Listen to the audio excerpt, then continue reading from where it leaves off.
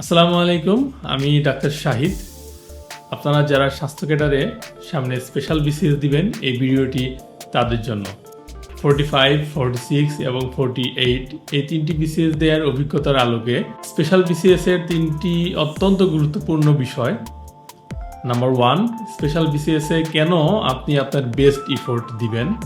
Number 2, general ও special BCS এর syllabus পার্থক্য, সাথে 48তম বিসিএস এর মার্কস ডিস্ট্রিবিউশন কেমন ছিল, এবং নাম্বার 3, আপনি স্পেশাল বিসিএস এ নিজেকে প্রস্তুত করার জন্য কী কী রিসোর্স ইউটিলাইজ করবেন। এই বিষয়ে তিনটি আলাদা আলাদা ভিডিওতে আমি কথা বলবো। আশা করি আপনারা উপকৃত হবেন। So first thing first, special BCS এ আপনি কেন আপনার বেস্ট ইফোর্টটা দিবেন, এটা বোঝানোর জন্য আমি 45 বিসিএস এর টাইমলাইনটা একটু এক্সপ্লেন করব।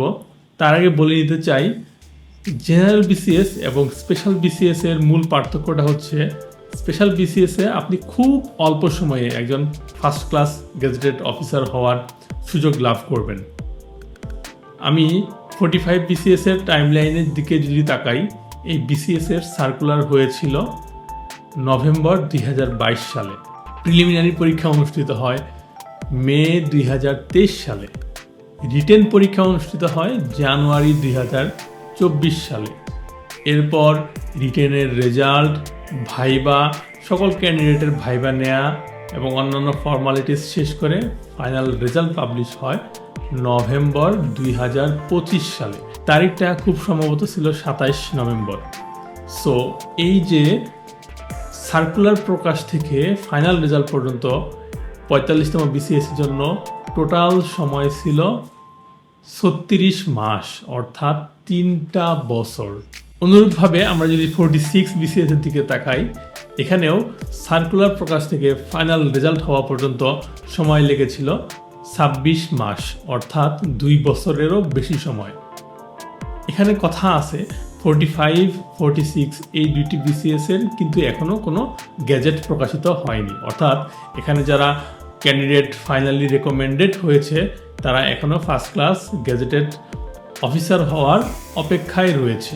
কিন্তু আমরা যদি 48 বিসিএস এর দিকে তাকাই, এখানে সার্কুলার প্রকাশ থেকে ফাইনাল রেজাল্ট হওয়া পর্যন্ত সময় লেগেছিল মাত্র 3.5 মাস, অর্থাৎ একটি জেনারেল বিসিএস এ ফাইনাল রেজাল্ট হওয়া পর্যন্ত সময় লেগেছিল 3 বছরেরও বেশি।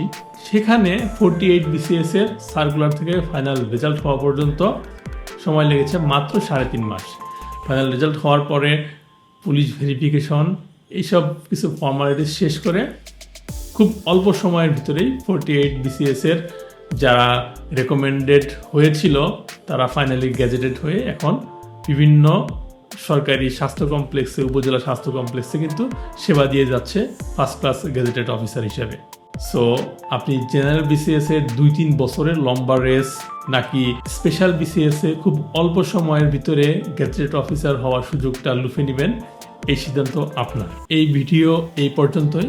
আমি পরের ভিডিওতে জেনারেল বিসিএস এবং স্পেশাল বিসিএস এর যে সিলেবাসের পার্থক্য এবং 48তম বিসিএস এর মার্কস ডিস্ট্রিবিউশনটা কেমন ছিল, এই বিষয়ের উপর আলোচনা করব।